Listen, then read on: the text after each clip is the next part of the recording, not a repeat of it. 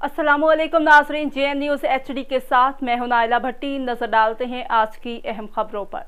मियां चन्नू से खबर शामिल करते हैं। सिविल जज के स्टेनोग्राफर की जानिब से वकील की क्लर्क पर मुकदमा दर्ज करवाने पर तमाम क्लर्क्स सरापा एहतजाज, अदालतों का बायकॉट और मुकदमा खारिज करने का मुतालबा। हमारे क्लर्क भाई के खिलाफ मुकदमा खारिज न किया गया तो एहतजाज का दायरा वसी कर दिया जाएगा। डिप्टी ब्यूरो चीफ खिजर हयात बलोच की तफसीलात के मुताबिक सिविल जज शौकत अली के स्टेनोग्राफर हबीबुल्लाह और शान इलाही एडवोकेट के क्लर्क मोहम्मद शहजाद के दरमियान तनाज़ा शिद्दत इख्तियार कर गया।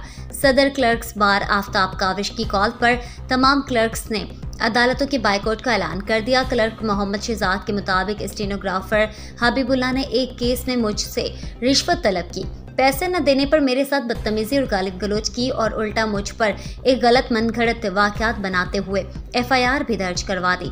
जबकि क्लर्क्स बार के सदर आफ्ताब काविश ने कहा है कि जब तक हमारे क्लर्क भाई के खिलाफ मुकदमा खारिज नहीं होता अदालतों का बायकॉट जारी रहेगा और बतौर एहतजाज कोई क्लर्क किसी भी अदालत में पेश न होगा।